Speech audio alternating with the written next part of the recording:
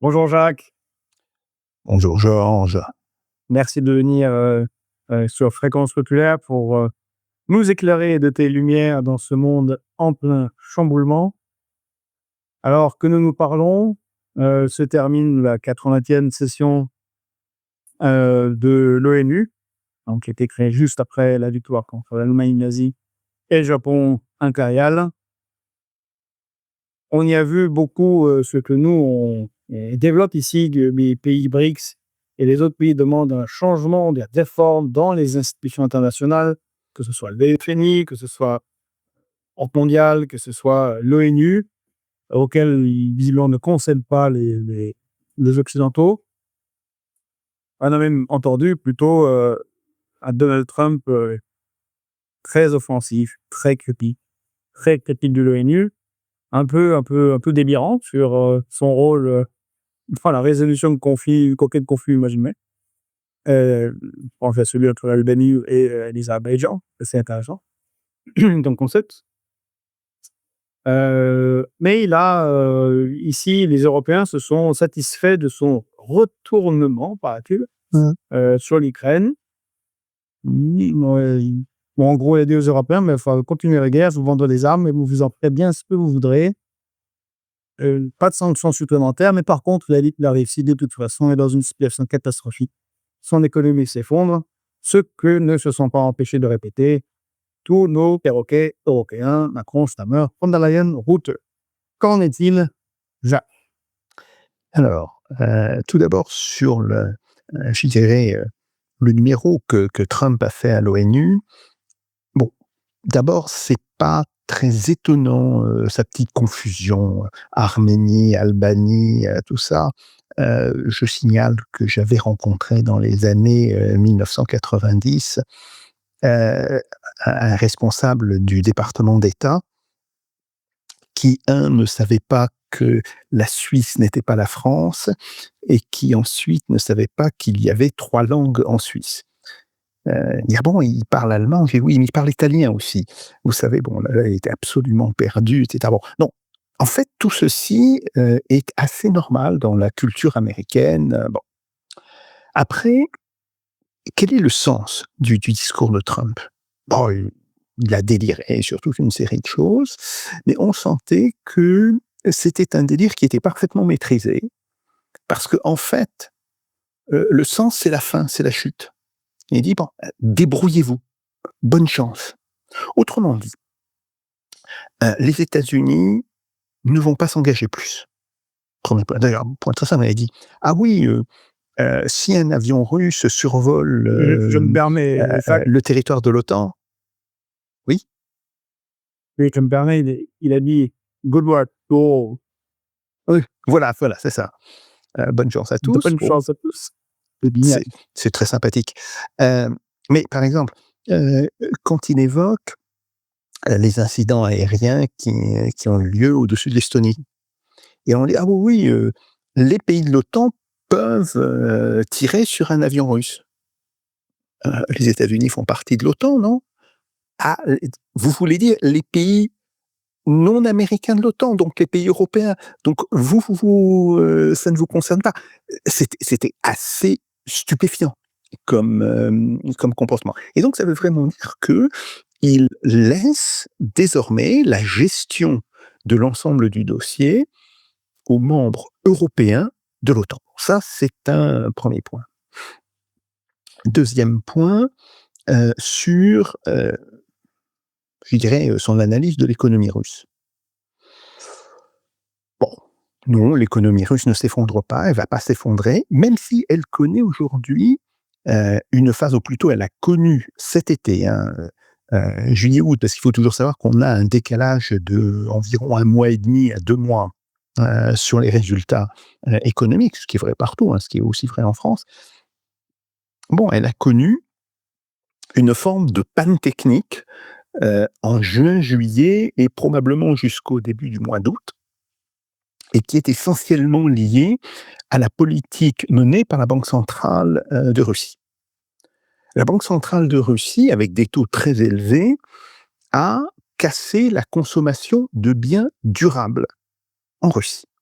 Parce que le reste de la consommation, celle qui n'a pas besoin de crédit, se porte relativement bien. Consommation de fruits et légumes, enfin bon, de produits alimentaires. Les Russes vont toujours beaucoup au restaurant et ont pris beaucoup de vacances en Russie, signe évidemment d'une économie qui s'effondre, hein. Je passe là-dessus. Mais ce qui est vrai, c'est qu'avec des taux réels de l'ordre de 9%, hein, comme on a une inflation à 8,5%, bon, ça correspond à des taux de 18%, qui sont les taux qui étaient jusqu'au début septembre, 17% depuis le début septembre. Bien. Tout d'abord, les Russes ne veulent pas prendre des crédits pour acheter des voitures ou des maisons. Et puis deuxièmement, toute une partie de l'argent qu'ils avaient préparé pour faire des consommations importantes, enfin des décaissements importants, ils préfèrent le mettre sur les comptes de dépôt. Parce que les comptes de dépôt voient leur taux indexé au taux de la Banque centrale. Ce qui veut dire que dans un pays où l'inflation est entre 8,5 et 9%, quand on dépose son argent sur une banque, sur un compte à terme, à court terme, hein, genre compte à 3 mois, bon, etc., on touche entre 13 et 15% de taux d'intérêt. Autrement dit, un taux d'intérêt réel de 4 à 6%. C'est normal. Les gens qui ont un peu d'argent, la classe moyenne, se dit bon, c'est pas le moment de consommer. Il vaut mieux épargner puisque l'épargne rapporte, elle rapporte nettement plus que l'inflation. Et puis, quand les taux deviendront beaucoup plus faibles, on recommencera à consommer. Sauf que ça a une conséquence extrêmement importante sur l'industrie civile. Et on le voit, par exemple, la construction automobile a fortement baissé depuis le début de l'année à cause de ce problème.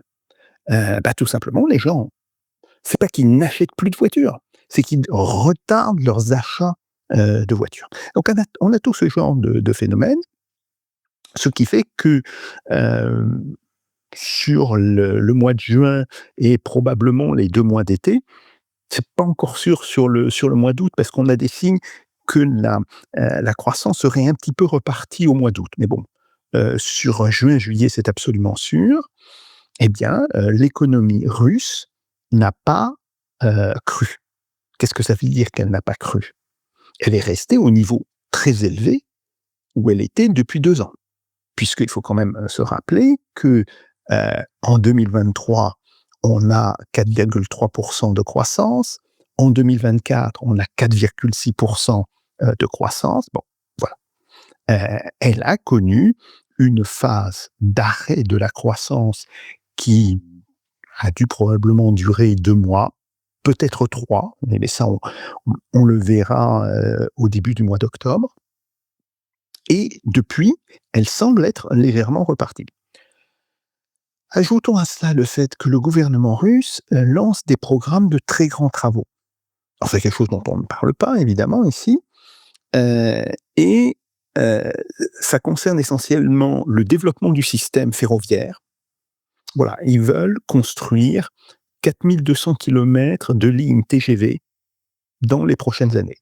Ils ont même commencé les travaux sur la ligne Moscou-Saint-Pétersbourg, mais il n'y a pas que ça, hein. Il y a une ligne vers l'est, il y a une ligne vers le sud. Bon, c'est vraiment quelque chose d'énorme. Alors évidemment, en construisant sous licence du matériel chinois, les fameux TGV chinois qui vont entre 350 et 400 km/h, et qui vont remplacer les fameux trains Sapsan, qui avait été construit avec l'aide de Siemens entre 2007 et 2011-2012, et qui eux-mêmes, alors ils étaient théoriquement capables de 250 km/h, et en réalité, la vitesse commerciale était beaucoup plus proche de 160 à 170 km/h. Bon, tout ça, ça veut dire des investissements extrêmement importants. Même chose pour la construction de nouveaux gazoducs. Et là, lors de la réunion de l'OCS, au tout début du mois de septembre, a été signé entre les 3 pays, c'est-à-dire Russie, Mongolie, Chine, heu, l'accord prévoyant la construction d'un immense gazoduc qui irait de la péninsule de Yamal, qui donne sur l'Arctique, hein, jusqu'en Chine, en passant par la Mongolie, mais pas seulement, parce que maintenant on a le plan, du tracé, qui relierait aussi, les différents gazoducs déjà existants, de manière à créer un réseau complètement unifié de gazoducs desservant la Chine. Bah, ça aussi, c'est extrêmement important. Et il y a enfin, l'annonce faite par Vladimir Poutine. D'ailleurs, c'est une annonce qui était passée un petit peu sous les radars, que j'ai retrouvée, une annonce qu'il fait début août, où il annonce la construction de toute une série, d'infrastructures pour desservir les ports donnant sur l'Arctique. Pourquoi? Parce qu'on comprend que désormais, la Chine, notamment, va utiliser massivement ce que les Russes appellent la route du Nord ou la route arctique, du Nord. Cette route qui va en fait de Vladivostok, hem, à, Mourmansk et puis après qui va redescendre sur l'océan Atlantique en passant par la côte de l'océan Arctique.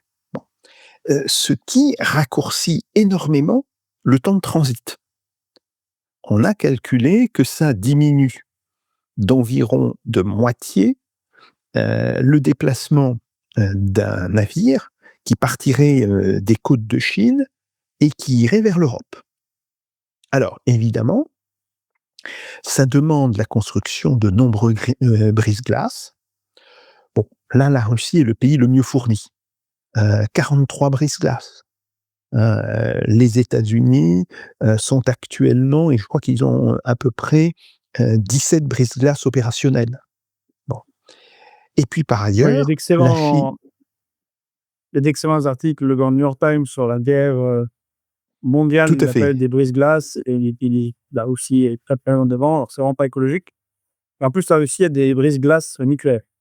Oui, tout à D'ailleurs, je fait. me demande à Tout Anchorage si ça n'a pas été un des sujets de discussion. c'est très probable parce que les États-Unis aussi aimeraient bien utiliser, cette route. Bon, mais pour ça, il faut des brise-glaces extrêmement puissants. Alors on sait que, heu, le brise-glace moyen, heu, déplace environ, 15 000 tonnes, mais les gros brise-glaces utilisés par les Russes, en particulier les brise-glaces à propulsion nucléaire, sont plus proches de 25 000 tonnes, hein. C'est des engins extrêmement, extrêmement importants et en fait, il y a un seul constructeur européen qui a encore la technologie des brise-glaces, c'est la Finlande.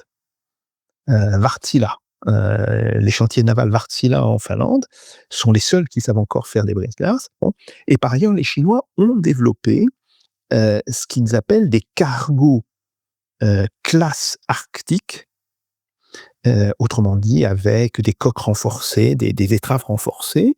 Bon, et ils sont alors sur ces cargos, de classe arctique, le leader mondial incontesté. Donc voilà, il y a tout ça qui est en train de se développer. Évidemment, il faut construire des infrastructures, relier les ports, le développement du port de Norilsk, bon, et cetera, bon.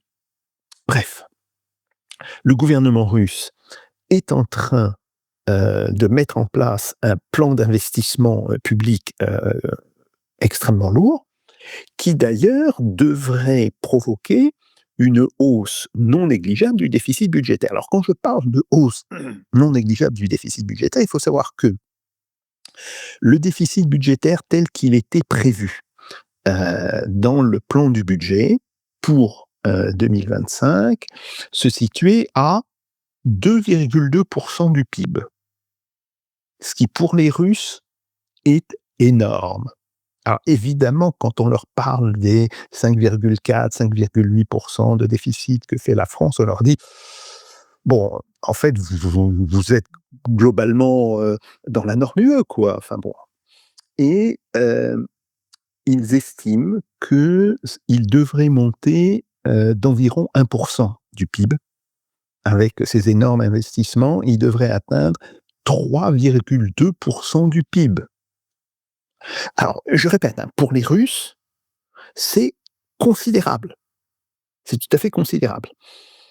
Bon, pour nous, Européens, on dit, bah oui, bon, vous êtes globalement, vous êtes dans la norme basse de ce qu'on fait, nous, en temps normal. Hein.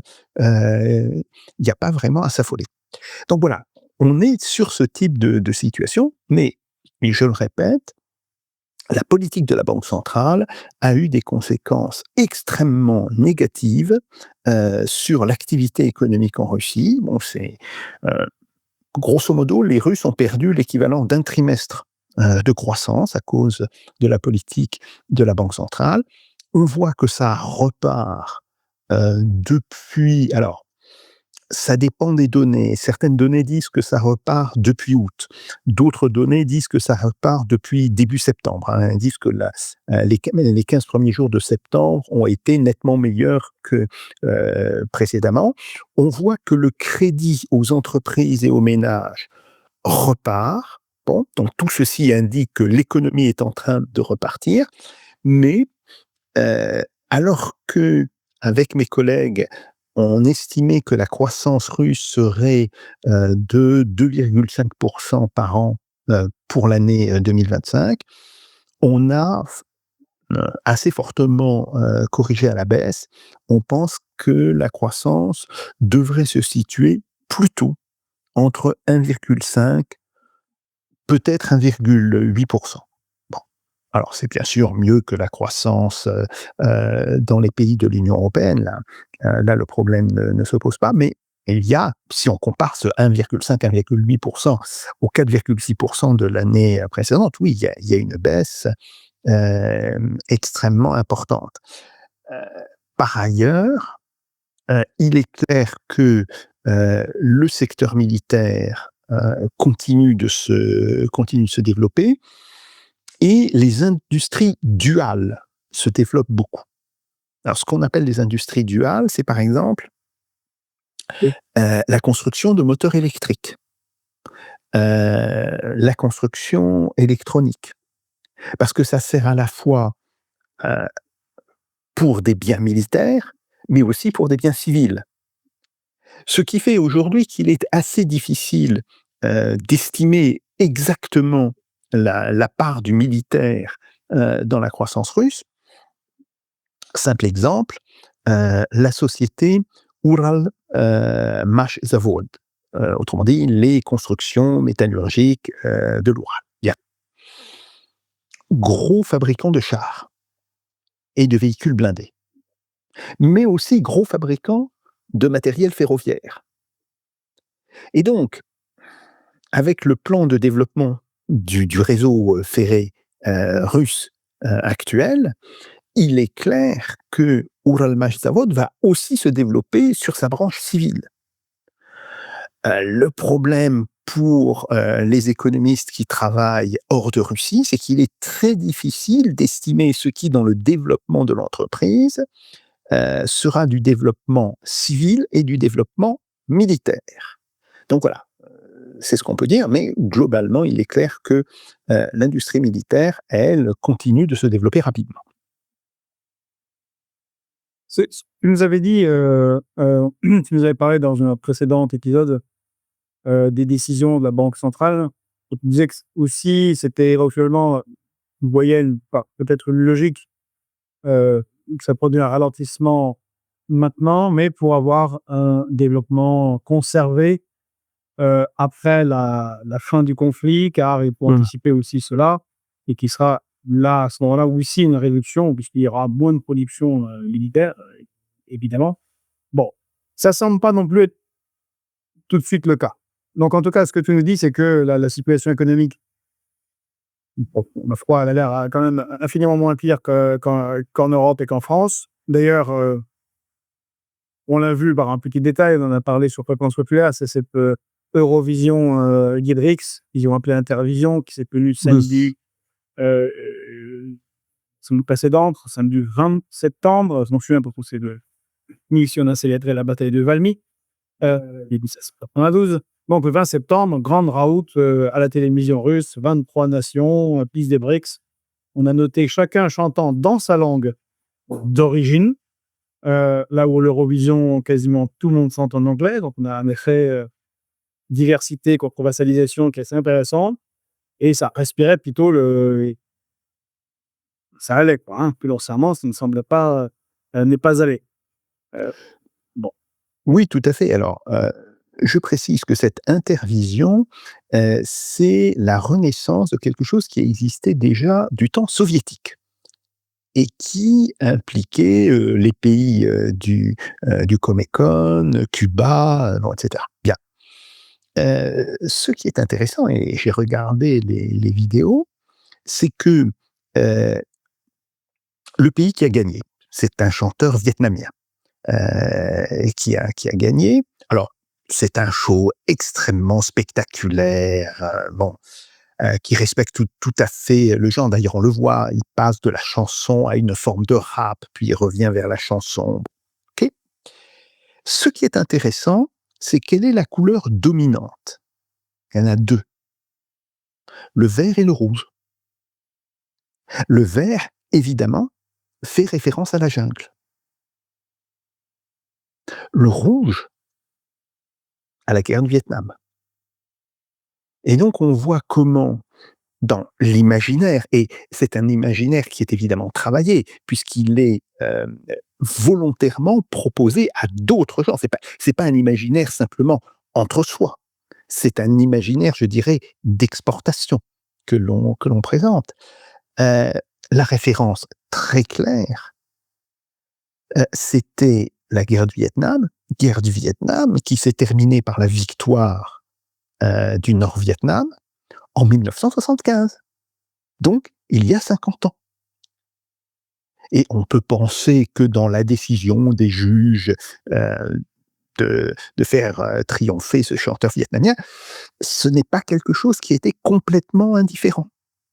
Donc, il y a toute une série de messages politiques qui ont été envoyés à travers ça, et effectivement, c'est une émission qui a eu un énorme succès en Russie, en Chine, etc. Donc oui, il y a quelque chose d'important. Je voudrais maintenant revenir sur un point dont on a très peu parlé. LCI, et pour une fois, je leur tire mon chapeau, en a parlé. Mais sur cette session des Nations Unies à New York, donc la 80e session, c'est le discours du président de l'Indonésie, Monsieur Prabowo Subianto. Bon. Monsieur Prabowo Subianto, qui était pendant une dizaine d'années dans l'opposition, qui est donc devenu président, qui d'ailleurs a demandé l'adhésion de l'Indonésie au BRICS, qui est un pays associé à l'OCS, a fait une déclaration extrêmement intéressante sur le Moyen-Orient, parce qu'il faut savoir qu'aujourd'hui, l'Indonésie est le premier pays du monde musulman, par sa population. Ce ne sont plus les pays arabes, hein, ce ne sont plus les pays du Golfe, etc., plus le Pakistan, etc. Non, le premier pays musulman au monde, c'est l'Indonésie. Bien. Qu'est-ce qu'il dit? Il dit évidemment, il faut la paix à Gaza, il faut la paix tout de suite. Bien. Il dit, il faut la reconnaissance d'un État palestinien, et il rappelle que l'Indonésie a reconnu formellement, évidemment, puisque cet État n'existe pas, mais a reconnu le principe de l'État palestinien en 1988. C'est un des premiers pays qui avait pris position là-dessus. Mais qu'est-ce qu'il dit ensuite? Il dit, si nous avons un accord de paix et que les troupes israéliennes se retirent de Cisjordanie et de Gaza, alors nous reconnaîtrons immédiatement l'État d'Israël. C'est-à-dire qu'il prend une position très claire. Il dit, oui, comme nous sommes pour la position à deux États, nous serons cohérents. Du jour où l'État palestinien existera, nous reconnaîtrons Israël. Et par ailleurs, il propose d'envoyer 20 000 hommes de l'armée indonésienne dans le cadre des casques bleus de l'ONU. Il dit voilà, il faudra assurer la sécurité. Il dit Israël a droit à sa sécurité. C'est un droit absolument inaliénable pour tous les pays. Et pour cela, il dit l'Indonésie est prête à envoyer 20 000 hommes. C'est pas un petit contingent. Hein. Alors évidemment, ça se rapporte à la taille de l'armée indonésienne, à la taille de la population indonésienne. L'Indonésie dépasse les 300 millions d'habitants actuellement. Donc voilà, 20 000 hommes sous commandement des Nations Unies, comme casque bleu, pour ces périodes. C'est quelque chose d'extrêmement important. Parce que la voix de l'Indonésie pèse lourd dans ce qu'on appelle la conférence des pays islamiques. Hein. Elle pèse même plus que celle de l'Égypte, elle pèse plus lourd que l'Arabie Saoudite, etc. Donc là, il y a D'ailleurs, une volonté tout à fait notable. Hein. et on voit une cohérence avec le discours de Mahmoud Abbas. Il a dû le faire en distance, puisque les États-Unis condamnent l'ONU ce genre d'études, ont refusé les visas pour la délégation palestinienne. Donc Mahmoud Abbas condamne clairement le 7 octobre et se met dans cette ligne à billet. Tout à fait, tout à fait. Et donc ça, c'est important. Alors, il se fait que M. Prabowo-Soubiano n'est pas exactement un inconnu pour moi, puisque un très vieil ami russe a travaillé pendant plusieurs années. Il a travaillé en fait de 2018. Mais excuse-moi, non, même d'avant. Il a commencé à travailler en 2016 jusqu'en 2021 auprès de Prabowo-Soubiano. Et il y a un autre point qui est intéressant. Prabowo-Soubiano est le fils d'un ancien dirigeant du Parti communiste indonésien qui a été décimé en 1962. Sauf que comme sa famille est une famille importante en Indonésie, ils ont été épargnés. Prabowo-Soubiano s'est lui-même marié avec une des filles de Suharto, le dictateur. Oui, c'est des histoires compliquées, mais qui sont extrêmement intéressantes. Et mon ami russe me racontait en 2019 comment il rentrait avec Prabowo-Soubiano donc à son domicile, qui est un immense palais. Alors, il faut dire d'ailleurs qu'à l'époque, il avait organisé les jeunesses de l'opposition, qui étaient habillées d'ailleurs comme étaient habillés les pionniers soviétiques. Hein, pour les garçons, la chemise blanche et le foulard rouge, les filles n'étaient pas voilées, en petites jupes bleues. Bon, il avait repris tous ces codes. Il a dit, on rentrait à son domicile en chantant des vieux airs soviétiques. Donc, c'est là aussi, on voit le point de l'histoire. L'Indonésie a été très soutenue par l'URSS de sa création, après 1945 jusqu'en 1962. Et la Russie capitalise aujourd'hui, depuis plus d'une dizaine d'années, sur ces relations. Pourquoi? Parce que arrivent au pouvoir en Indonésie des gens qui ont vécu, qui sont les enfants de cette période-là, et qui conservent une image très positive de la Russie. Donc c'est un point aussi extrêmement important dans le contexte.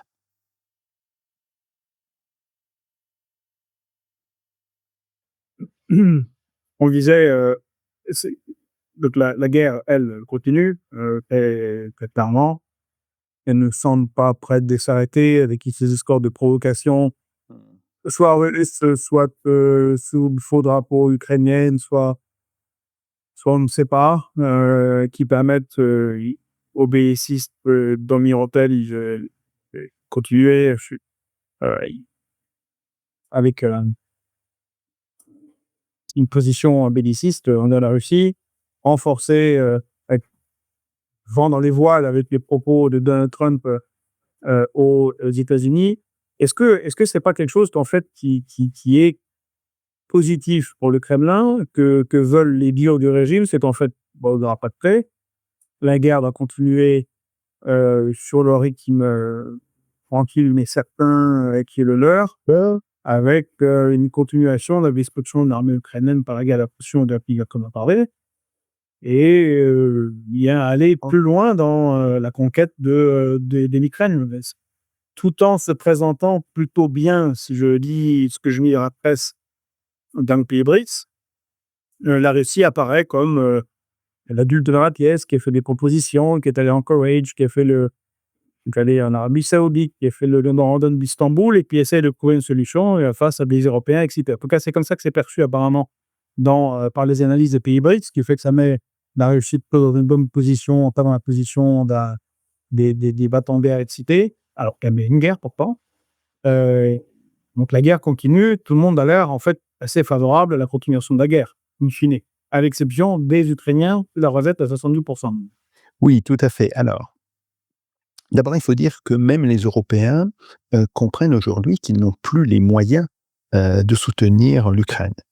Il y a eu un discours qui a été fait hier par Madame Kaja Kallas, la commissaire européenne aux affaires étrangères, et qui a dit « mais les pays de l'Union européenne n'ont pas les moyens, sans les États-Unis, de soutenir l'Ukraine ». Autrement dit, une manière de dire à Trump « vous ne pouvez pas nous laisser tomber comme ça ». Ben si. En fait, c'est ce qu'a fait Trump. Bon. Après, sur le plan militaire, il y a des avancées russes qui sont importantes, et on voit bien qu'il y a une grande manœuvre d'encerclement des villes de Kramatorsk et de Sloviansk, à la fois par le sud et par le nord. Les troupes russes sont en train d'atteindre la rivière Donetsk, hein, qui est elle-même un affluent du Don, pour préciser un petit peu la géographie, qui a donné le nom à la région, hein, puisqu'on parle de la région du Donetsk. Bon. Donc, ils sont en train, au nord de Kramatorsk et de Sloviansk, donc on est vraiment vers le nord de l'oblast de Donetsk et le début de l'oblast de Lugansk, hein, bon, qui sont maintenant russes. Ils sont en train de tourner ces villes par le nord, et ils sont en train de les tourner aussi par le sud, à partir de l'axe Bakhmut, Tchasovyar, et ils vont continuer d'avancer là-dedans. Vu la vitesse à laquelle ils avancent, ça va bientôt poser un problème sérieux à l'armée ukrainienne. L'armée ukrainienne qui s'entête à vouloir reprendre la grande percée que les Russes ont faite à Pokrovsk, qui s'épuise. D'ailleurs, les Russes bombardent de manière terrible cette région. Ils utilisent des bombes planantes de 3 tonnes. Donc, il faut savoir, par exemple... Sur un des renforts de Pokrovsk, en une journée, 3500 bombes. Oui, tout à fait. Et Non. quand on utilise une bombe de 3 tonnes, ça détruit complètement un immeuble. Pas simplement, ça fait pas simplement un gros boom dans l'immeuble. Ça détruit complètement, ça rase l'immeuble. C'est assez terrifiant comme... Il me semble que c'est pire encore, parce que déjà une bombe de 500 kilos de l'époque de la Deuxième Guerre mondiale portée par l'Empire 2, les bâtiments, c'est pas grand-chose. Si, Tonnes, ça dépend. Ça creuse quand même ça s'enfonce assez profondément. Mais ah oui, tout à fait, tout à fait. Non, ça bon. Et il y a un autre point du front qui est en train, je dirais, de se développer, c'est le front qui est sur le Dniepr, donc dans la direction de Zaporijia, de la ville de Zaporijia, et où là, à nouveau, les Russes avancent et avancent assez régulièrement, ce qui va obliger l'armée ukrainienne à faire des choix. Elle ne peut pas tenir les 3 directions. Donc voilà, on est vraiment sur ce qui était prévisible depuis le mois de juillet, c'est-à-dire une forme, comme avait fait Foch d'ailleurs en 1918, les offensives à tiroir. C'est-à-dire, j'attaque dans un coin, les Allemands se précipitent pour défendre, j'attaque dans un autre coin, ils sont obligés de déplacer leurs troupes, j'attaque dans un troisième coin. Bon. Et ça, l'armée ukrainienne, vu son état d'épuisement, vu son manque de matériel, parce qu'une grosse partie du matériel, notamment des blindés qui ont été donnés à l'Ukraine, ont été détruits. Alors détruits, capturés, globalement, l'armée ukrainienne n'en a plus. Donc, l'armée ukrainienne commence à se trouver dans une situation de plus en plus délicate. Alors, c'est pas encore l'effondrement, il faut le dire nettement, mais c'est une situation qui devient de plus en plus compliquée et compte tenu du niveau de perte de l'armée ukrainienne et du fait qu'elle n'est plus capable de renouveler ses troupes, hein, grosso modo, elle perd à peu près, alors en morts et en blessés, autour de 12 000 à 15 000 hommes par mois, et elle n'arrive à récupérer que 9 000 personnes par mois. Donc, elle est en train de se vider de sa substance, et ça va poser un problème très clair d'ici la fin de l'année, voire le début de l'année prochaine. Donc, quand tu dis la guerre va durer, oui, clair qu'elle va durer pour les mois prochains, mais on voit très bien que la situation au début du printemps prochain, mars-avril, risque d'être telle que là, il faudra effectivement se poser très sérieusement la question d'une négociation pour les Ukrainiens d'accepter les conditions des Russes. Parce que ça sera ça la négociation. En réalité, les Russes vont présenter leurs conditions et les Ukrainiens n'auront pas d'autre choix que de l'accepter. S'il y avait un minimum d'intelligence en Ukraine et au sein de l'Union européenne, ils le feraient tout de suite pour éviter de subir des pertes effroyables. Bon, je pense qu'il faudra malheureusement que l'on arrive jusqu'à un tir. Dernier point. Un point important. Le service des statistiques ukrainien a donné l'état de la population. La population ukrainienne est à 28,7 millions d'habitants. Elle était à 42 millions en 2021. Alors évidemment, c'est pas des morts qui expliquent cette chute, seulement. Moins 14 millions. Oui, voilà. Pratiquement. Mais en fait, c'est l'immigration. C'est la projection que j'avais faite. Tu m'avais dit que j'exagérais. En fait, tout à fait. Moi, je pensais qu'on était plutôt au niveau de 30 millions. Je disais, oui, bon, ils ont perdu à peu près 10 à 11 millions, mais il semble qu'ils aient perdu bien plus. Donc là, effectivement, on arrive aujourd'hui à un niveau de dépopulation de l'Ukraine. Alors, bien sûr, cette population est vivante, largement. Bon, il y a les morts de la guerre. Bon, mais cette population, elle vit dans l'Union européenne. Elle vit aussi en Russie, puisqu'il y a eu 2,5 millions d'Ukrainiens qui ont émigré en Russie.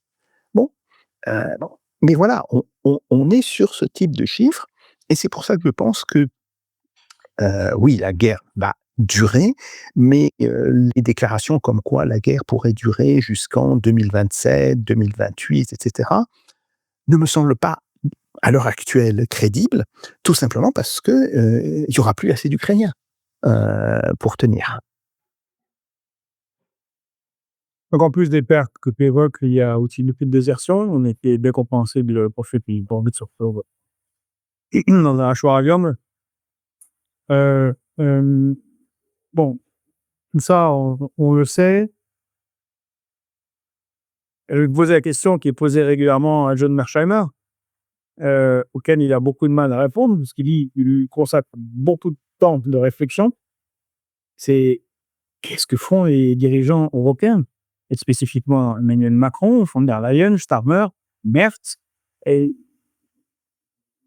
ils parlent de reconquérir l'ensemble du territoire ukrainien maintenant, donc en suivant, ce sont les mots d'Emmanuel Macron, qu'il a reçu le prix de l'Atlantic Council, le soutien global.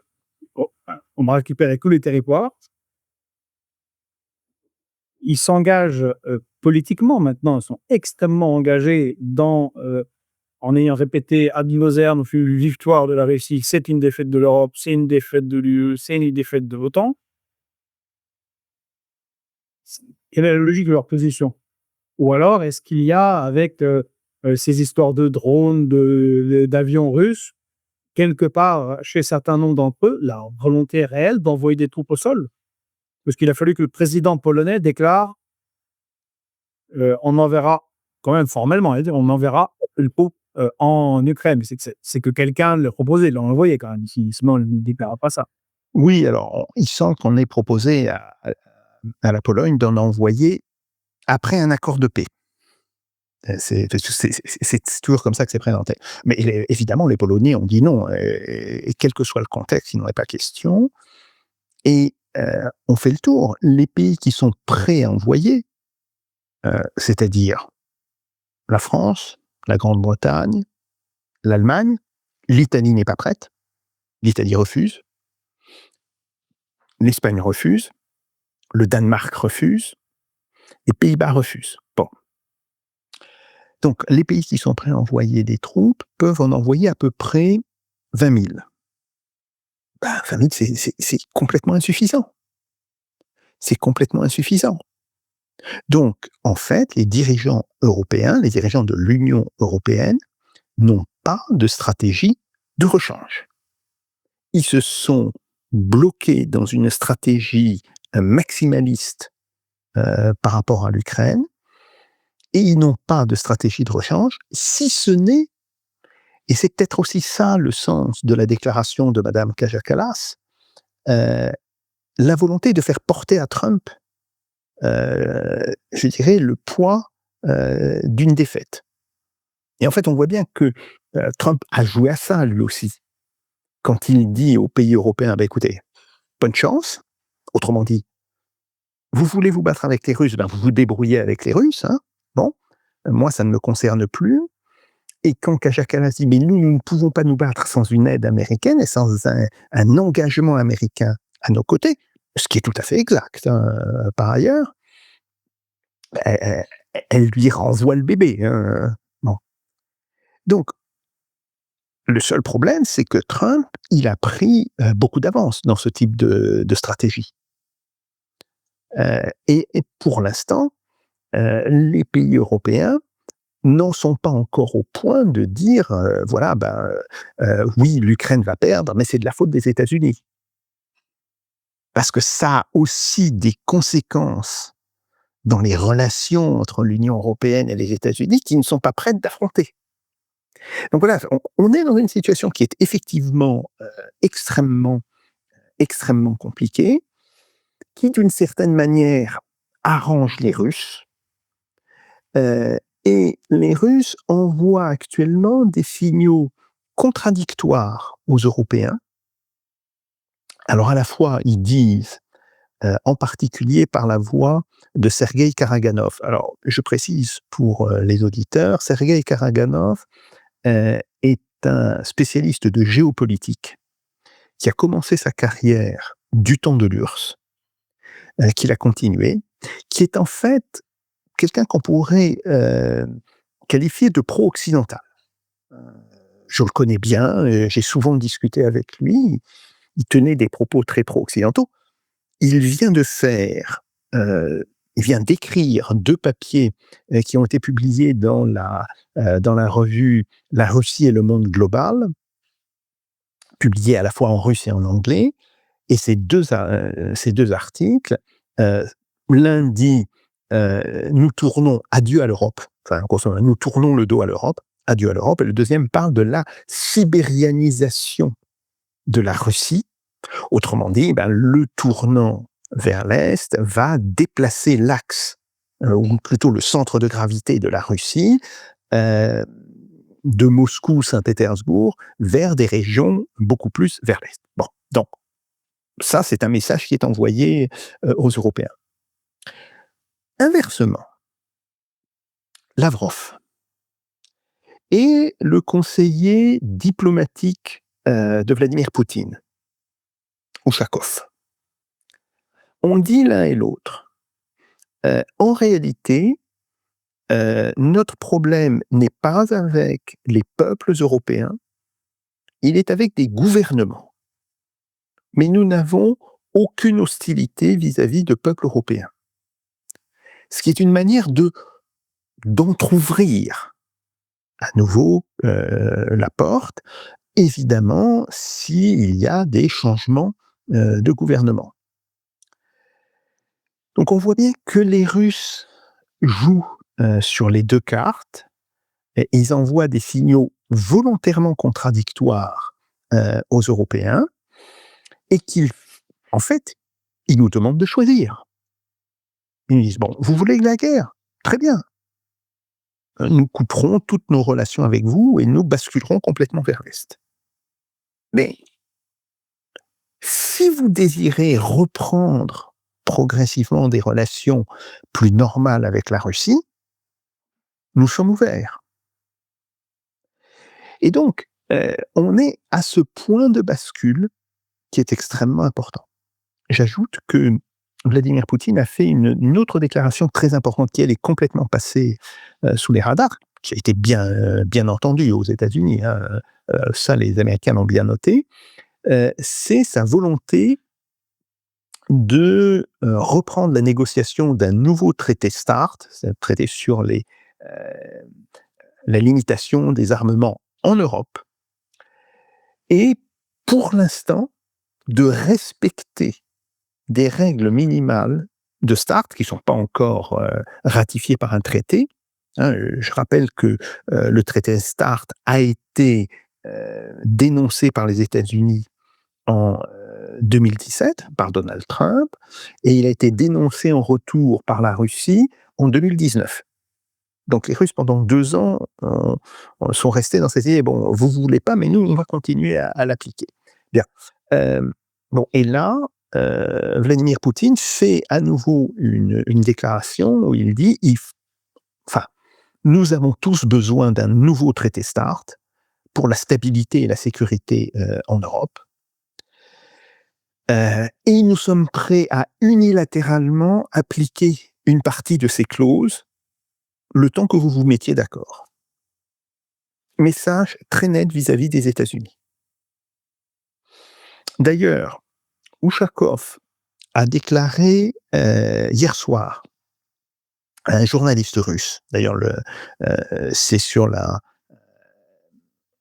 télévision russe que j'ai eu son interview, qu'il comprenait parfaitement l'envoi de messages contradictoires par les États-Unis. Il dit voilà, il y a une forme d'expression publique du président Donald Trump, mais en privé, les relations sont bien meilleures. Nous comprenons cette situation. Autrement, il dit oui, bon, okay. On comprend que Trump a besoin d'amuser la galerie, et en particulier la galerie européenne. Et nous, ce qui nous intéresse, c'est ce qu'on nous dit en privé, parce que c'est là-dessus qu'on avance et qu'on compte bien avancer à nouveau.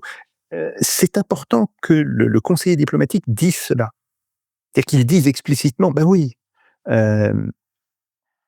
les États-Unis tiennent 2 discours, un discours pour le public, un discours pour les gens sérieux, et nous savons très bien quel est le discours pour les gens sérieux. Ce qui est une manière de dire aussi aux Américains et aux Européens, nous aussi on est capable de tenir 2 discours. Maintenant, nous sommes peut-être plus ouverts là-dessus, à vous de choisir. Donc on est vraiment actuellement dans une situation de choix importante, alors qui va durer, je pense, jusqu'à la Noël ou jusqu'au début de l'année prochaine, hein, mais où différents scénarios sont sur la table et aucun n'est encore choisi. J'insiste bien là-dessus, même si bon, il est clair que l'économie russe a basculé en partie vers l'Extrême-Orient. Bon, ça c'est un acquis, mais elle n'a pas totalement basculé. Dans son article sur la sibérianisation, c'est un article d'ailleurs en 2 livraisons, hein, partie 1, partie 2, sur l'article sur la sibérianisation de l'économie russe, Karaganov dit des choses qui sont entièrement vraies, mais après il extrapole à partir de là. Il décrit une situation qui n'existe pas encore, qui pourrait exister, qui pourrait se mettre en place dans les 2-3 ans qui viennent, mais qui n'existe pas encore. Bon, ce qui est aussi une manière, quand on lit ce genre de texte, de dire voilà, ils nous avertissent, à nous d'entendre les avertissements. Il y en a un autre que tu avais entendu sûrement même, mais qui avertit ou qui parle d'une réalité future qui pourrait être, qui à prendre fait au sérieux, c'est Sergueï Naryshkin, euh, lui, le patron du SVR, ce que veut pas dire. Il a été de la Tchéka, c'est le renseignement politique extérieur de la Russie, quelque chose encore plus que le KGB, si on peut dire. Euh, les partitions d'Ukraine a été polonais.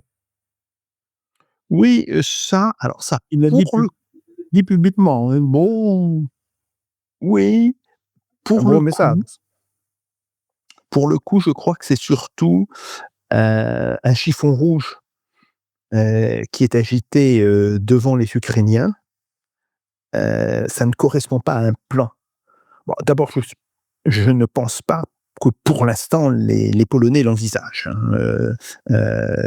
très clairement, même s'il y a de très mauvais souvenirs en Pologne de ce qu'ont fait les ultranationalistes, les ethno-nationalistes ukrainiens de 43 à 44. Hein. Les massacres de Volhynie, ça n'a pas été oublié.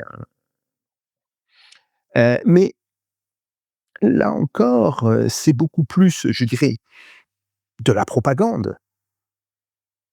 Et je pense que l'attitude de la Russie, elle est présentée à la fois par les déclarations de Vladimir Poutine, même bon, il est le patron, donc ce qu'il dit, c'est important.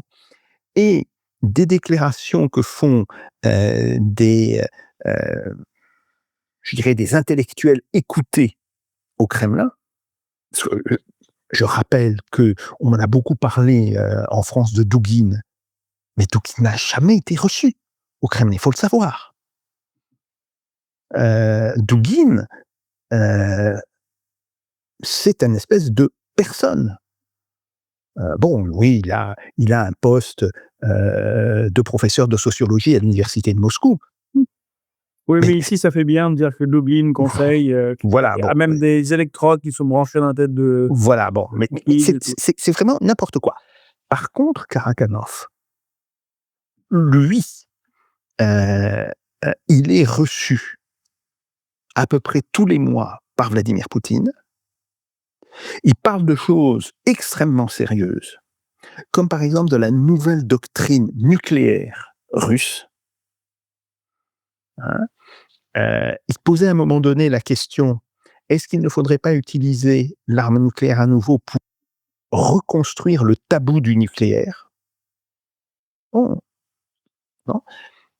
Et il était jusqu'à 2020-2021 un pro-occidental.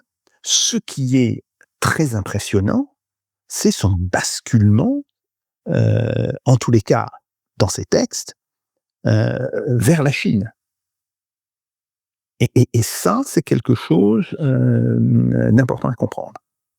Donc si Oui, c'est un effectivement, autre Paul Manuel. tout à fait, si effectivement on peut dire que une partie des intellectuels organiques du pouvoir russe qui étaient des pro-occidentaux avant. Le pouvoir russe a toujours joué avec ces deux factions. La faction qui était pro-Est, pro-chinoise, comme par exemple le patron de Rosneft, Svitchin, qui, depuis 25 ans, dit il faut imiter la Chine. Bon, ça c'est très. Et puis des gens qui étaient pro-occidentaux. Si effectivement la partie pro-occidentale a basculé aussi vers la Chine, c'est quelque chose d'extrêmement important pour comprendre les développements de la pensée russe pour les 10 ou les 15 ans qui viennent.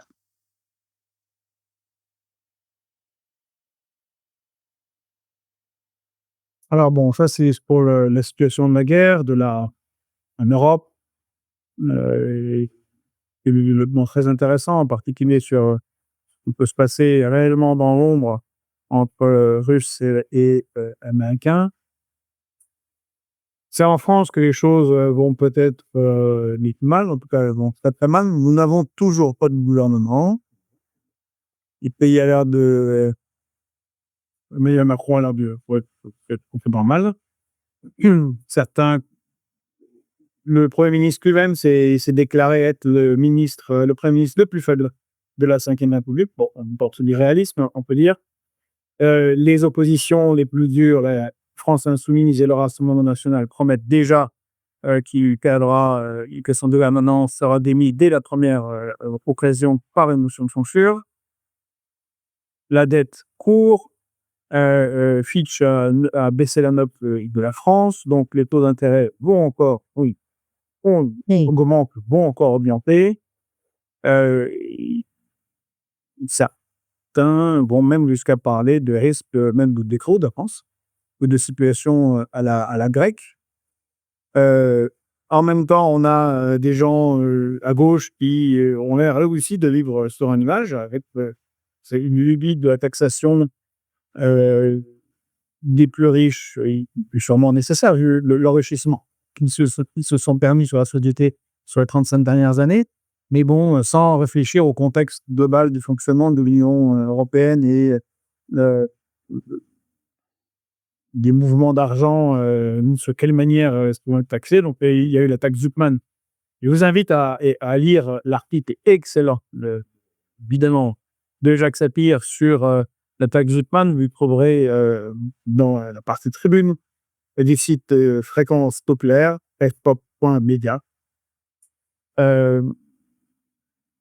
Mais néolibéraux, eux, continuent également à avoir de l'idée de dire des phrases en pensant que ça va se penser, quelque chose va se calmer. On a l'air d'avoir une classe politique, qu'elle soit au pouvoir ou dans l'opposition ou en soutien au pouvoir, qui est se sent comme des démiurges qui peuvent dire le verbe et les choses seront. Oui, C'est une effectivement. hallucination collective. Peut-être qu'à l'Assemblée nationale, il y a eu des drogues qui sont distribuées, mais je suis tout le monde dans ici. Comment tu vois la situation économique et la situation politique en France dans ce contexte et en général qui se passe à peu près? Alors, tout d'abord, une chose, c'est vrai, on n'a toujours pas de gouvernement.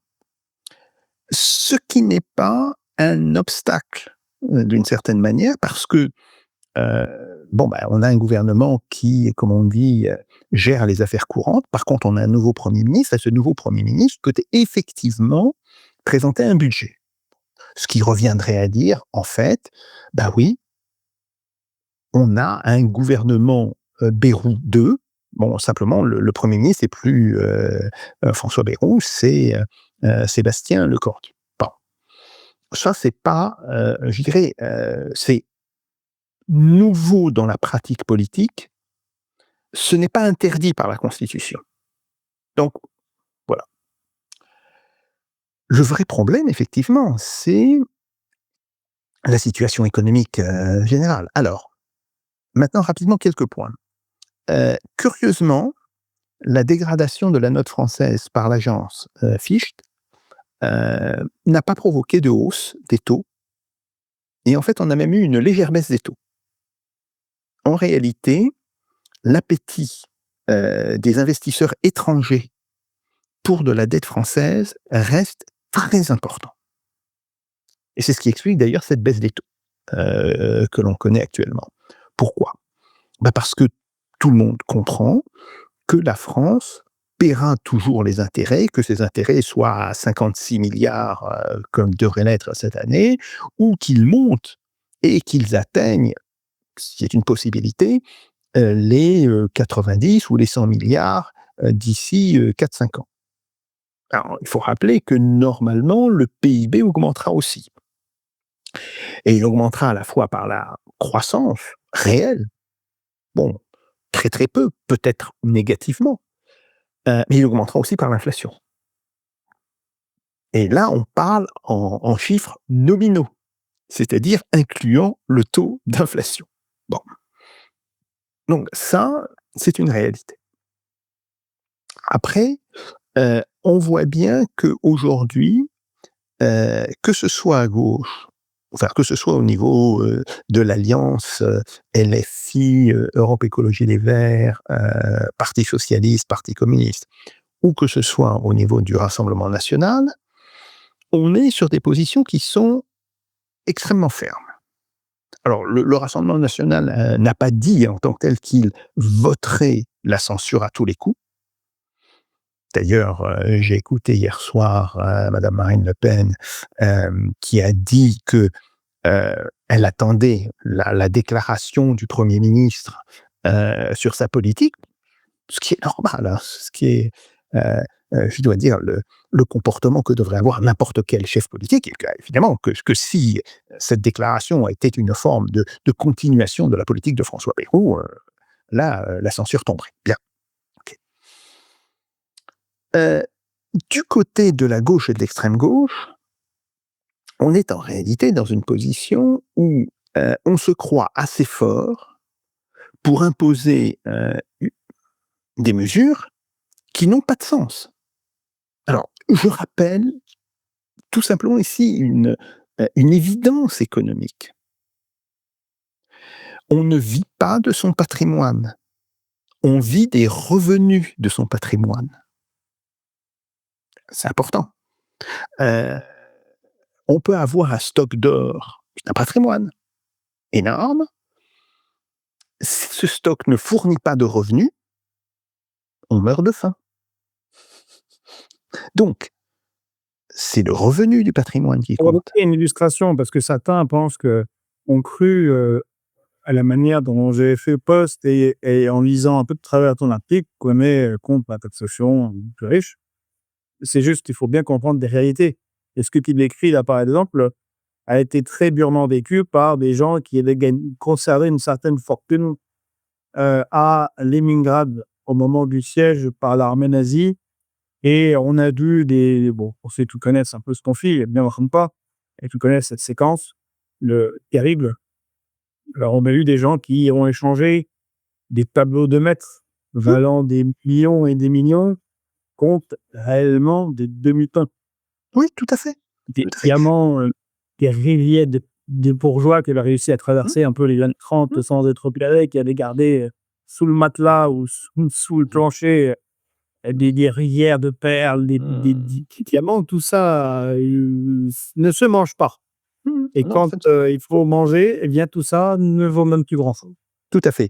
Et là, en fait, le capital, qu'il soit immobilier ou qu'il soit financier, il vaut par les revenus qu'il apporte.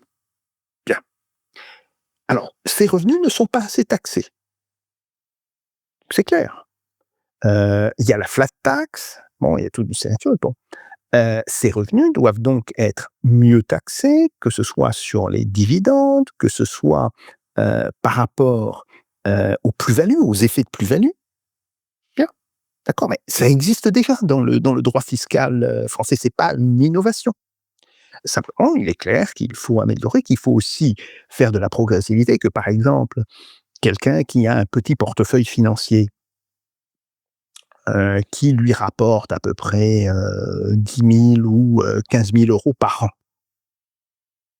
ne doit pas être taxé au même taux que quelqu'un dont le patrimoine financier peut lui rapporter 2 à 3 millions par an.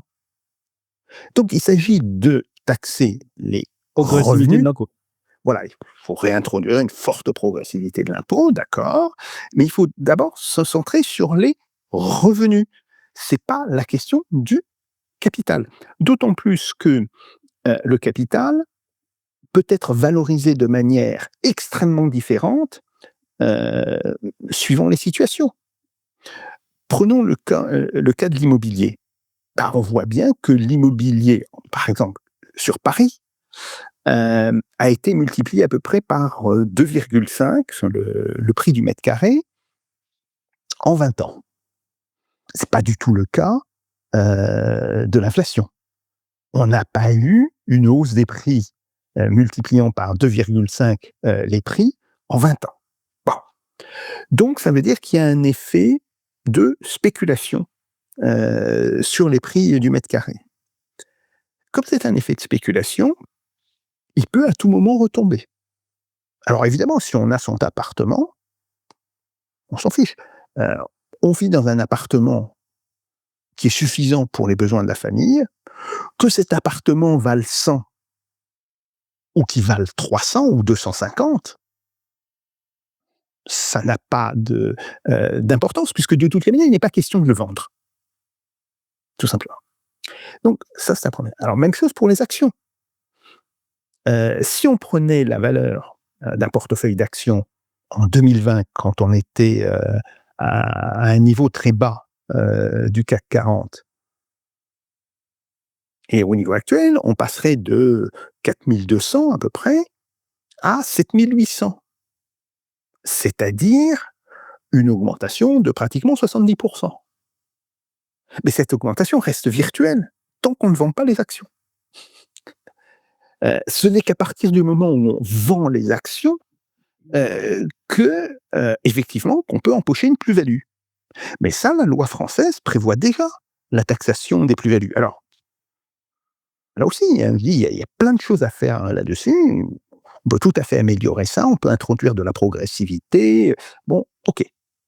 Mais on voit bien que le problème essentiel, ce n'est pas le patrimoine, c'est le revenu que l'on peut tirer ou que l'on ne tire pas de ce patrimoine. Donc ça, c'est un problème essentiel.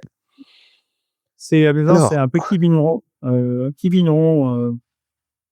qui survit peut-être modestement, mais qui m'a donné le cas d'un gros vigneron et qui me connaît, qui a 90 hectares de vignes du côté de Aix-en-Provence. Donc, magnifique château, tout ça vaut 30 millions d'euros. Mmh. C'est beau, hein, 30 Mmh. millions d'euros. Et c'est des vins qui sont produits en France, c'est des gens qui travaillent en France, ils font du vin. Et donc l'autre vigneron, celui qui a 30 millions de vignes et son château, ça lui rapporte 500 000 par an.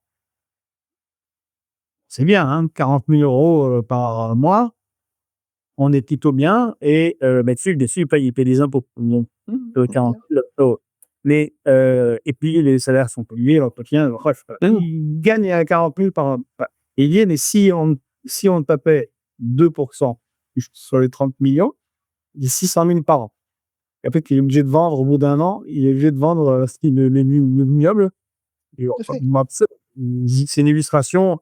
Alors, il avait lu l'article, justement, il a dit, bah voilà, c'est une illustration de ce qu'écrit Jacques, on taxe les revenus, mais pas le revenu qu'il faut taxer. Et là, Macron a fait un sale coup avec sa flat tax, qui en fait, Tout à fait. même Tout pas à à fait. 30, en fait, elle est à 14. C'est ça le problème, en Tout à réalité. fait. Tout à fait, tout à fait. Donc, c'est là-dessus qu'il faut revenir, c'est là-dessus qu'il faut, et qu'il faut surtout introduire de la progressivité, parce qu'il y a des revenus très faibles d'actions, des gens qui ont un tout petit portefeuille, on pourrait même exonérer le revenu de ces actions. On peut considérer que si les dividendes représentent moins de 10 000 euros par an, ils sont exonérés. Mais après, il faut que ça monte régulièrement. Bon, là encore, c'est des choses qui se calculent. Il y a même des modèles mathématiques On n'est pas obligé d'avoir des tranches. On peut avoir quelque chose qui monte de manière beaucoup plus progressive et beaucoup plus réaliste en utilisant des modèles de type népérien, bon, etc. C'est pas compliqué. Bon, tu peux le faire sur un tableau Excel. La fonction du log népérien existe. Bon, ça peut se faire sur un simple tableau Excel. Bon, et tout ça est possible. Bien. Donc, sur le fond, que nous soyons en face d'un groupe de super riches est une évidence. Que ce groupe de super riches échappe à l'impôt du fait des mesures qui ont été prises par Emmanuel Macron, mais aussi du fait de la financiarisation. Le fait qu'on peut sortir une partie des dividendes du territoire français, les mettre dans des sociétés qui ne sont plus en France et qui sont dans des pays avec lesquels nous n'avons pas d'accord fiscal, hors de l'UE, bon, etc. Bon, oui, il y a toute une série de problèmes qui se posent là. Que par ailleurs, le cadre de l'UE limite nos moyens d'action, c'est aussi vrai. Donc, c'est plutôt là-dessus qu'il faut travailler. Mais dire, c'est simple, tous les gens qui ont un patrimoine de plus de 100 millions, hein, puisque c'est ça la limite qu'a mise Zuckman, enfin qu'ont mis Zuckman et Piketty, parce qu'il faut toujours dire ce qu'on appelle la taxe Zuckman est en réalité une idée de Thomas Piketty. Faut le préciser, je connais assez bien le bonhomme. Bon, c'est tout à fait dans son style de lancer un jeune économiste à la bataille, de rester en arrière-garde et de se dévoiler progressivement. Bon. Il l'a fait des dizaines de fois à l'école des hautes études en sciences sociales où il était mon collègue. Je connais. Bon. Mais Oh, ça se fait d'envoyer des jeunes hussards à l'avant-garde pour tester les défenses. oui. Moi, je vis ça plutôt comme prenons nos armes et allez-y.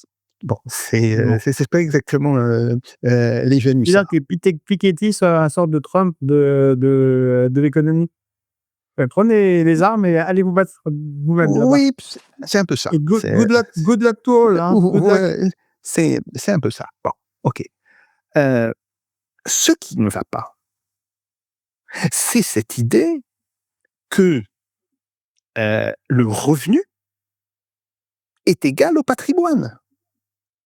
Je rappelle d'ailleurs que c'est la même idée qui existe à droite. Quand la droite dit la dette atteint des niveaux absolument effrayants. Alors, on parle d'abord en chiffres bruts. 3 400 et quelques milliards. Bon, d'accord, oui, ça fait beaucoup, ça produit un effet de sidération.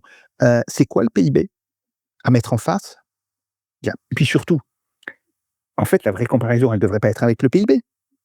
Elle devrait être avec le capital public. L'ensemble des ponts, des voies de chemin de fer, des infrastructures qui ont été construites depuis une trentaine d'années. Et là, on verrait que cette dette, elle est beaucoup plus équilibrée. Je reprends sur la question de la dette. Ce qui est important, c'est pas le volume de la dette, ce sont les intérêts qu'on paye sur la dette. Puisque classiquement, on ne rembourse jamais la dette publique. Donc, par contre, on paye des intérêts. Bien. Ces intérêts aujourd'hui représentent à peu près 55 ou 56 milliards d'euros. Globalement, 2 points de PIB. Bien. C'est beaucoup. C'est vrai. C'est pas non plus complètement insupportable. Mais c'est beaucoup et il faut tenter de faire baisser ça. Le risque, c'est que ça augmente. Alors, le problème, c'est que on calcule toujours ça à l'horizon 2030. Le problème, c'est qu'on ne sait pas quel sera le PIB de la France en 2030. Mais admettons que l'on ait un PIB qui augmente de 2% par an. 1,5% d'inflation, 0,5% en termes réels. Donc au total, 2% en termes nominaux. Donc ça veut dire qu'il augmenterait d'environ 12%, parce que c'est les intérêts composés, hein, et qu'il ne serait pas de 27 milliards, de 2 700 milliards, mais qu'il serait probablement de 3 100 milliards en 2030. Bien.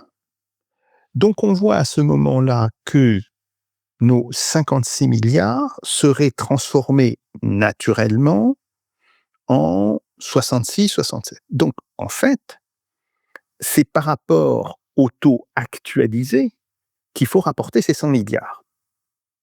Ça représenterait un accroissement du coût d'à peu près 50%. C'est encore supportable, mais ça devient là, effectivement, lourd.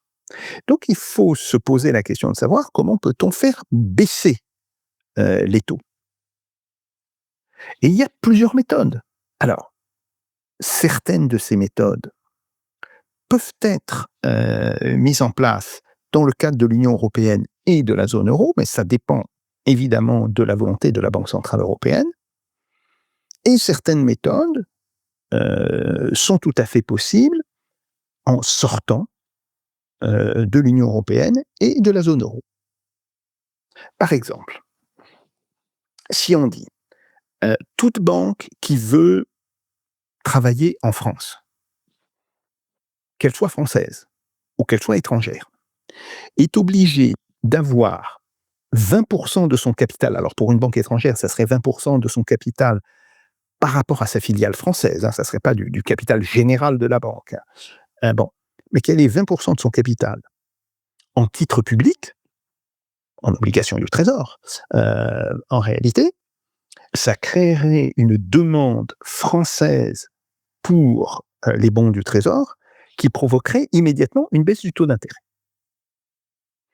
Je dois te dire que c'est ce qui existait dans les années 70. C'était très connu. Ça s'appelait le plancher minimal d'effet public dans les bilans bancaires. Qu'est-ce que je ne l'ai pas appris en 1973-1974 dans mon cours d'économie à Sciences Po, hein, parce qu'il fallait qu'on connaisse la totalité des instruments de la politique monétaire, etc. Bon. Et c'était un système qui garantissait au gouvernement des taux d'intérêt sur la dette publique tout à fait modérés. Donc, on voit bien que cette question n'est pas sans réponse, qu'il est tout à fait possible de trouver des réponses cohérentes, économiquement cohérentes. Donc, en réalité, le problème qui se pose, c'est cette espèce de fascination de la gauche pour des termes moraux. Parce que quand on dit il faut faire payer des riches, d'abord, qu'est-ce que c'est qu'un riche? Pourquoi est-il riche? Est-ce qu'il est riche parce qu'il contribue à la richesse nationale? Est-ce qu'il est riche parce qu'il profite d'effets de rente? Il y a différentes formes de richesse, il faut jamais l'oublier. Bon. Mais là, on est sur un raisonnement moral, pas sur un raisonnement économique.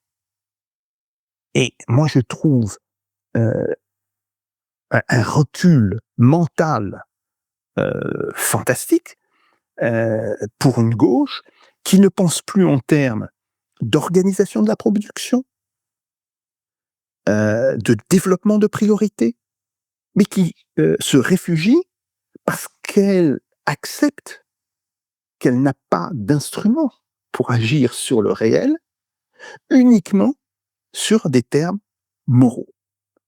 Et c'est, je dois dire, la principale faiblesse de la taxe Zuckman. C'est qu'elle se situe dans l'espace de la morale et non pas dans l'espace de l'économie. C'est fondamental ce que tu dis, d'autant plus que tu es économiste, qui occupe bien de la gauche au sens large, on peut dire, parce que c'est pas que la taxe Zuckman, c'est quelque chose qui a été d'ailleurs critiqué par des économistes attitrés, ce qu'on peut dire des économistes attitrés, au moment de la taxe du programme du nouveau Front populaire, où ou quelque chose qui était le b.a.-ba de la gauche, à savoir les moyens de production, faire croire avec moyens de production, parfois avec un marxisme mal compris, très ouvriériste, faisant beaucoup d'usines, les métallurgies, et au moins c'était beaucoup plus cohérent, puisqu'il y avait une production, vous avez une production et de la richesse et du travail, on peut taxer tout ça, justement, il y a quelque chose à taxer, que cette manière complètement, comme tu dis, éthérée de voir l'économie. Mmh. C'est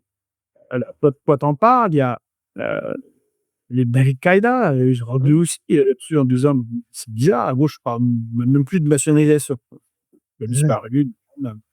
Il y a une Natacha économie Polony en parle régulièrement aussi en disant: «Les faut produire d'abord les tout à amis». fait, tout à fait. Il y a un économiste de l'OFCE, François Gérolf, qui le dit, par exemple, sur Twitter de manière régulière, heu, qui tient des propos qui sont très similaires aux miens sur la taxe, Zuckman. Bon, et qui montre par ailleurs que le raisonnement de la droite qui dit: «Ah, le déficit public, c'est le coût de la fonction publique». Ben, le coût de la fonction publique a baissé depuis 10 ans. La part des salaires en pourcentage du PIB, je parle bien des salaires de la fonction publique, hein, tout confondu, baisse depuis une dizaine d'années. Donc on voit bien que c'est pas ça qui a provoqué, la crise, du déficit budgétaire, parce qu'il y a une vraie crise du déficit budgétaire. Je vais pas dire non plus que le fait d'avoir un déficit budgétaire à 5,8%, c'est grosso modo ce qu'on a eu l'année dernière et ce qu'on avait eu l'année d'avant, à 5,8% par an, est une bonne chose. Non, non, je pense qu'il faut réduire le déficit budgétaire. Mais comme on est par ailleurs un des pays les plus taxés du monde, ça veut donc dire que c'est beaucoup plus dans une réorganisation, des taxes qui, visent plus les très hauts revenus, pas les patrimoines, je répète, les très hauts revenus, heu, qu'on diminue en particulier, certains aspects de la TVA, que ce soit la TVA sur les produits de base, que ce soit la TVA sur l'énergie, qui est une folie. 20% sur le prix de l'énergie, c'est absolument fou. Bon, donc il faut réorganiser notre appareil fiscal parce qu'effectivement, il fonctionne très bien, mais il est injuste dans son fonctionnement. Oui, ça c'est une évidence et il faut s'attaquer, à un certain nombre de dépenses qui sont des dépenses, je dirais non productives. Alors, on parle beaucoup, de la fonction publique territoriale. Qu'il y ait eu des abus, énormes là-dedans, oui, c'est clair. Mais au total, ce qu'on peut gagner, c'est, 5-6 milliards d'euros, hein. C'est pas énormément plus. Bon. Or, en fait, ce qu'il faut gagner, c'est globalement à peu près 100 milliards d'euros. Et là, je dis, heu, ça veut dire s'attaquer, à ce que les entreprises ne payent pas. Elles ne payent pas parce que le gouvernement a décidé qu'elle ne paierait pas, hein, autrement elle devrait payer, que ce soit en cotisations sociales, ou en impôts. Et pourquoi ne paye-t-elle pas? Bah, il y a une vérité, elle ne paye pas pour permettre à l'économie française de ne pas être complètement asphyxiée par l'euro. Et tant qu'on ne parlera pas de cette question-là, heu, on on prétendra ne pas voir l'éléphant dans le couloir, ou l'éléphant dans la pièce. Bon, c'est pas exactement la même chose en anglais ou en français. Et le problème, c'est que cet éléphant, il commence à s'énerver, il barille de manière, de plus en plus bruyante et un jour, il va se mettre à charger et il va nous écraser. Donc je dis, il faut absolument poser, ce problème parce que si on trouve des moyens de le résoudre, de manière cohérente, ça peut nous faire économiser entre 3 points et 3 points et demi de dépenses. Alors, je parle en points de PIB. Simplement 3 points de PIB de dépenses en moins, ça veut dire qu'on ramène notre déficit de 5,8 à 2,8. Et là, ça devient beaucoup plus tolérable. Donc voilà, je dis simplement, ce sont les problèmes essentiels auxquels nous, Français, nous sommes confrontés. Mais tant que nous avons, d'un côté, une gauche qui est partie dans des vapeurs par rapport au faut taxer le patrimoine, etc. Bon. Et une droite qui ne rêve que d'austérité, alors que les points mêmes sur lesquels elle insiste sont décroissants depuis des années. Donc ça prouve que les hommes politiques de droite n'ont même pas regardé la structure du budget. Ça prouve qu'ils sont incompétents. Ou ils sont incompétents, ou ils sont malhonnêtes. Parce que s'ils continuent à tenir ce discours alors qu'ils ont regardé la structure du budget, ça pose un problème. Mais je pense qu'ils sont plutôt incompétents, qu'ils n'ont pas regardé la structure du budget. Ils préfèrent se payer des dîners aux frais de la princesse et du contribuable. Pour certains, tout le monde aura vu de qui je parle. Bon, tant qu'on sera coincé dans ce type de débat, il n'y a pas de solution.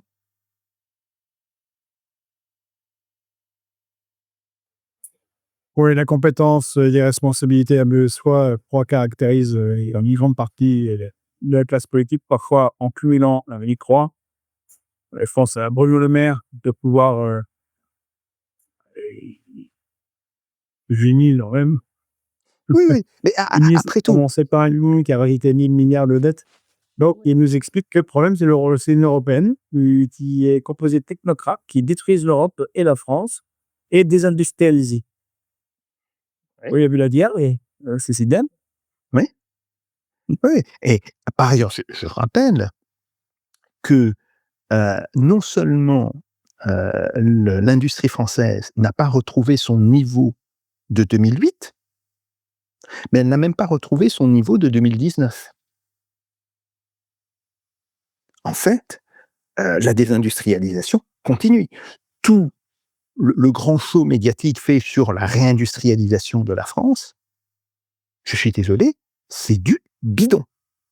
Il n'y a pas de réindustrialisation en France, il y a au contraire une poursuite de la désindustrialisation. Bon. Et comme par hasard, on voit que ce mouvement de désindustrialisation, il commence entre 2005 et 2008, autrement dit, avec un décalage, c'est vrai, un décalage de 4-5 ans, avec l'introduction de l'euro. Donc l'euro, alors, bien sûr, c'est pas la seule cause, il y a d'autres causes qui ont joué là-dedans, mais l'euro a incontestablement été une des causes majeures de la désindustrialisation en France.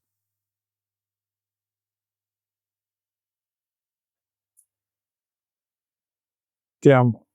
Il y a un vrai problème et ça nous donne quand même en creux, on en reparlera dans une prochaine discussion, mais ça donne en creux quand même beaucoup de moyens de sortie pour qui souhaiteraient prendre des chemins un peu différents, qui pas si extrémistes que ça, un peu de protectionnisme intelligent, de la réindustrialisation de la production en France, un peu d'éthique sociale. C'est pas bien qu'à Foucault, mais il y a quand même mis des pistes hors des vapeurs éclairées et de gagner en les libéraux, de retrouver qui fait est un peu sensé. Merci beaucoup, Jacques. Merci. Les analyses, les commentaires, c'est très, très intéressant. On va bien marqué. Les gens apprécient beaucoup les analyses, c'est souvent au fond original. Merci de venir reconstruire. Merci pour la pub. Donc, vous pouvez lire, je vous rappelle, sur pop.bizarre, notre nouveau portail en ligne qu'on a lancé, qui lui aussi marche, ma foi, pas mal, malgré les difficultés de la rentrée de tenir tous les agendas en même temps. Oui, ceux qui ne connaissent pas encore, allez voir les sites et Jacques, il suffit juste de renseigner un email, que ce soit votre email ou un email de parade, et c'est gratuit, nous n'aurons pas de publicité. Par contre, pour ceux qui ont les moyens, qui ne sont pas encore dans la prise, vous pouvez nous aider, même avec une petite aide de 10 € par mois, qui est dans le café. Eh bien, ça va être une petite rivière pour faire les bons fleuves et donc ça nous aide beaucoup. Donc, je vous remercie d'avance pour ceux qui peuvent le faire. Continuez de faire plus. Il y a moyen de faire plus. Si vous voulez nous aider aussi également, en bas de cette vidéo, vous direz, il y a un lien pour aller sur notre page Tipeee et notre page Stripe. Vous pouvez nous faire un petit main. Et puis ceux qui ne peuvent pas, eh bien, vous pouvez nous abonner sur YouTube si ce n'est pas encore fait. Vous abonner sur Telegram, sur Pickup, sur Instagram. Comme ça, on ne dépend pas toujours des mêmes et on reste libre, on reste l'expression. Je vous remercie tous. Merci encore, Jacques.